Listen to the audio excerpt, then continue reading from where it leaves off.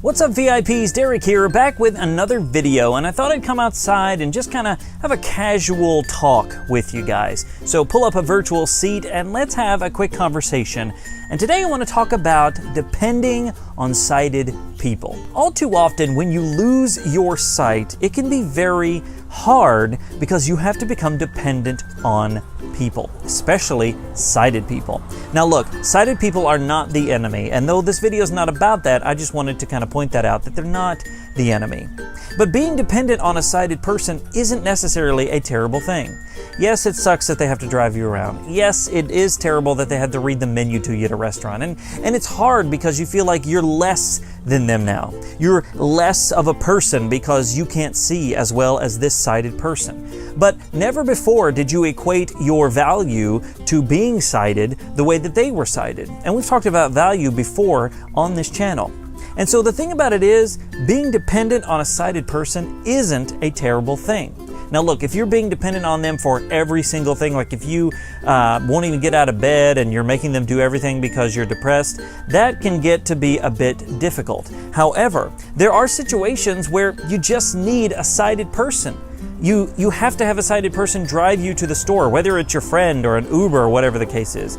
You might have to have your sighted person help you cook something if you need to make sure it's not pink in the middle. And there might be ways around that, but there just are situations where you need a sighted person. And that is perfectly okay.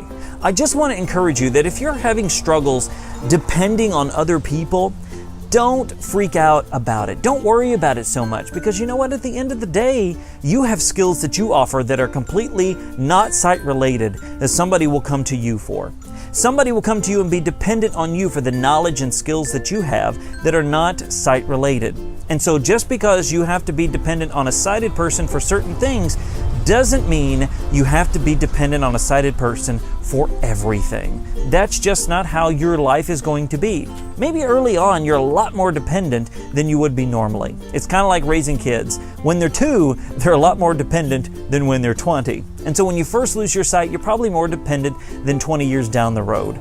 But don't worry if you're 2 years in or 20 years in and you still have some dependence on sighted people. Look, sight is great and it's helpful in situations. So use them to their fullest ability. Sometimes I often say to my family, hey, come here, I need your powers of sight to help me do this certain thing. There's nothing wrong with that. I'm not less of a person. They're not more of a person. They just have something and an ability that I don't have. But remember, I have abilities, you have abilities that they may not have either. So be encouraged that dependence isn't such a bad thing. My question to you today is, do you struggle with being dependent on people? Do you struggle with the idea that you have to be dependent on a sighted person? And how do you overcome that to walk forward and move forward in your life and do the things that you want to do? I'd love to hear about it, and I know others would as well, so let me know in the comments below. Hey, did you like this video? Did you find it encouraging? Well, make sure to give it a big thumbs up, share it with somebody you know, and smash that subscribe button so you don't miss another single video. And until next time, remember that sight loss isn't the end, it's just the beginning.